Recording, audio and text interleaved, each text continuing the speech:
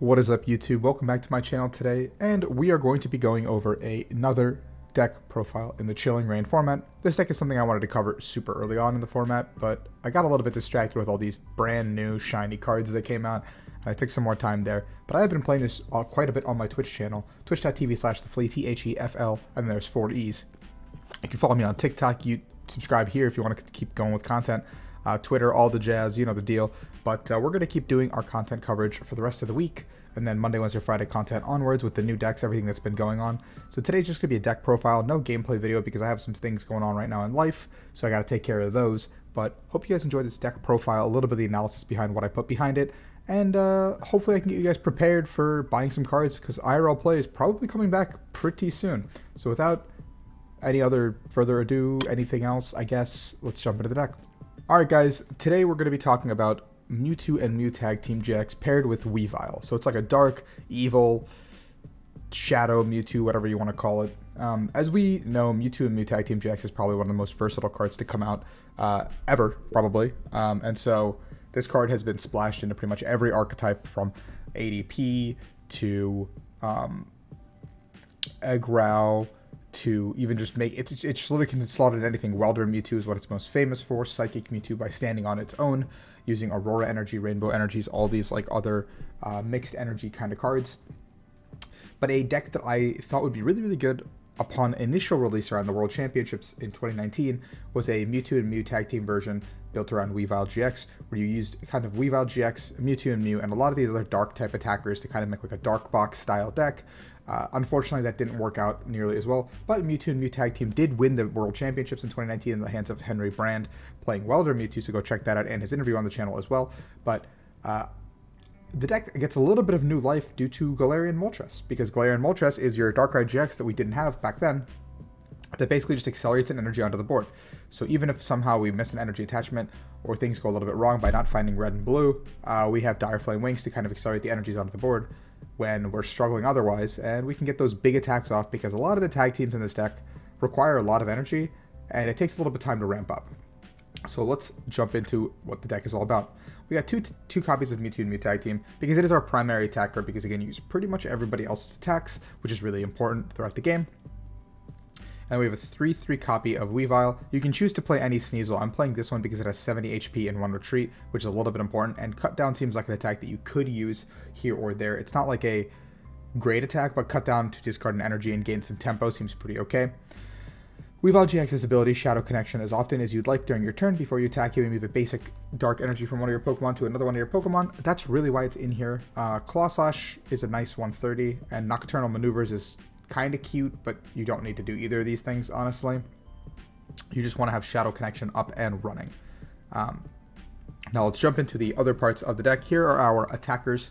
We have Greninja and Zoroark-GX Tag Team with the attack Dark Colorless Dark Pulse 30/30 for each dark energy attached to all of your Pokemon. This is technically an infinitely scaling attack, so we can knock out even the scariest of VMAX Pokemon or Tag Team Pokemon in one shot, which is, yes, it takes some time to ramp up, but it is possible. Last night on stream, I knocked out a Sandaconda VMAX in one shot after getting like 5 energies onto the board out of nowhere.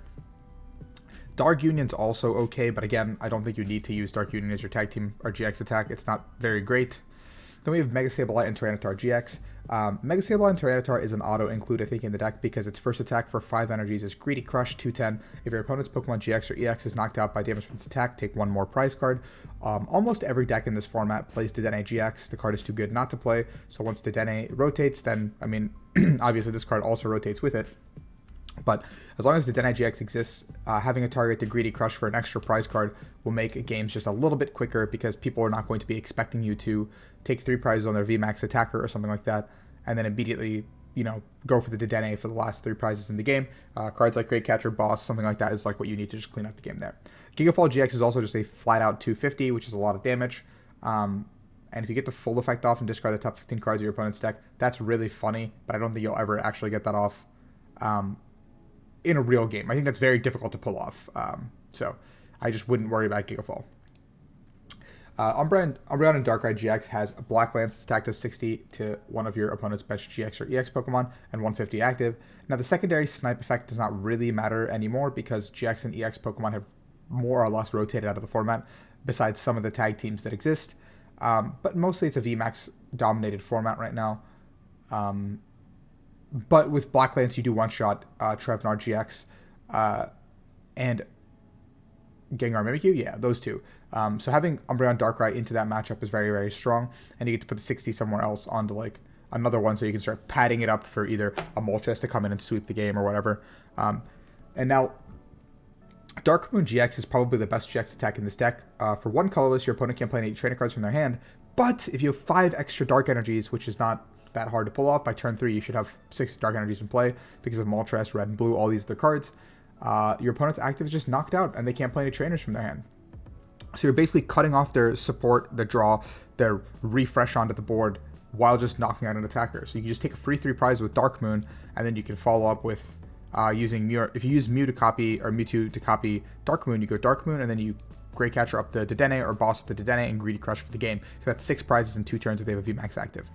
Now, we also play one copy of Greninja-GX, which has Mist Slash, because Decidueye has become a very popular deck right now in the format, and it's not very difficult to kind of use Greninja-GX, either by putting it into play and drawing 3 cards with Elusive Master, or simply just having it into your discard pile, and using Mist Slash for 130 and shredding, just because this deck can kind of do that. And against Decidueye, we probably save Miraculous Duo GX to just heal the board as opposed to doing anything else, or we can go ahead and use Pale Moon or Dark Moon on something like free to knock out. I don't know. I feel like the better play is probably to either Miraculous Duo for that GX in that Decidueye matchup, or go for a Gigafall GX, because we have time in both of those matchups.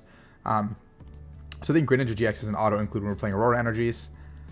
Then we have Galarian Zapdos V with Fighting Instinct. Eternatus does pose this deck a problem because Eternatus can one-shot our Mewtwo and Mew tag team, and we're not playing Big Charms, so our main attackers do get kind of one-shot, and we give up 3 prizes, and we don't really have a way to take 3 prizes back on Eternatus, which is really scary in that matchup. But we're playing 1 copy of Galarian Zapdos. This could easily become 2 as well if we cut the Greninja. We now have Thunderous Kick to kind of put ourselves back into the game in that matchup, specifically. Yeah, they're just a very standard way to do things there. 2 copies of Dedenne, 1 copy of Crobat for support Pokemon, 1 copy of Marshadow Resetting Hole because we need a quick ballable way to get rid of a Path to the Peak, because Path to the Peak is very annoying, and it's also another Pokemon that helps us out with Pecom. We also have 2 copies of Galarian Moltres V. Obviously, you can only use 1 Dire Flame Wings ability per turn, but we do want to have 2 Galarian Moltres because we don't want to have 1 prized, because it's so pivotal to our strategy throughout the game, but we don't want to have 3 because we only use 1 Dire Flame Wings per turn. Aura Burn for 190 is very strong also, and it helps a lot in the Shadow Rider matchup, so it's just an auto-include because our entire deck is just very much geared to deal with the Shadow Rider matchup. And we're very good against the Shadow Rider matchup. Like, don't get me wrong, the matchup is like probably very, very good. We have 1 copy of Great Catcher to get rid of that Dedenne, the pesky Dedenne, like we talked about. 2 copies of Level Ball, 3 copies of Pokecom, and 4 copies of Quick Ball are our setup cards. Now, you can also play Cherish Balls as opposed to Level Ball and Com package, but I just felt like we'd have more options this way because Level Ball is also this searchable and gets our Sneasels out on turn 1. I just wanted to have a way to get these small guys out because it's important, especially on turn 1 without dedicating too many resources, because Cherish Ball does not search for Sneasel, etc. And getting a Sneasel on turn 1 is really all I care about a lot of the time. Like, attachments don't even matter on turn 1 because you have Galarian Moltres. So we can kind of catch up on attachments down the line. We also play 3 copies of Tag Call, which searches out pretty much this guy, this guy, this guy, this guy. So we search out all of our main attackers, and we also search out 2 copies of Cynthia Caitlin, 1 copy of Guzma Hala, and 2 copies of Red and Blue. It's also set up because Red and Blue can also bring us into the Weavile, get 2 energy onto the board. It can also grab us a Guzma Hala, which then gets us the Chaotic Swell, a Balloon for retreating, and an Aurora for the attachment. So Tag Call pretty much gets us everything we need to deal with Path to the Peak and get an attack off. On the turn, we need to get the attack off a lot of the time, as long as we get like a turn 1 attachment down, etc. You know what I'm saying.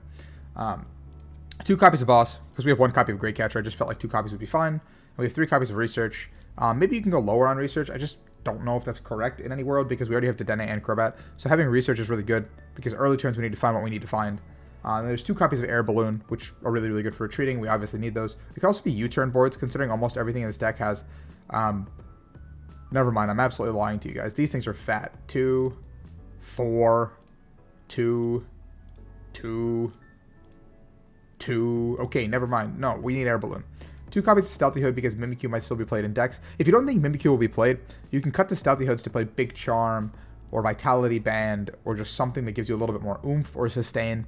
I'm playing Stealthy Hoods because I just fear that Mimikyu is going to be being put back into decks at a certain point in time, and to deal with that, you need to have Stealthy Hood, in my opinion. 3 copies of Aurora and 9 copies of Dark. Very standard across the board. You go to 2, 9, but also that means we don't have as much use out of our Galarian Zapdos at that point, and as much use out of our Greninja-GX at that point. So having 3 copies of Aurora makes it so we can also do Miraculous Duo, shenanigans like that, just to have these. Now granted, also with the Aurora Energy, you could play other copies of Tag Teams, GXs, etc. into the deck. Like you could throw in maybe a Weavile as opposed to the Greninja, not Weavile, Vileplume as opposed to the Greninja, just to get some setup going. But overall, the deck is like really consistent and really good. It's probably a tier 2 deck at best, but has potential to take out a lot of the top decks. Like it's got a very good Shadow Rider matchup. So if you guys enjoyed the video, obviously like, subscribe, stay tuned for more content. But this is one of my more favorite decks that's come out, mostly because I really like Mew 3 as a card, and Dark Box has always been something that's been very interesting to me. So obviously, if you enjoy the content, remember to like, subscribe, all that stuff. I'll be live on Twitch almost every weeknight from 11 p.m. Eastern to about 1 a.m. Eastern. So come check it out, hang out with me. It'll be a great time.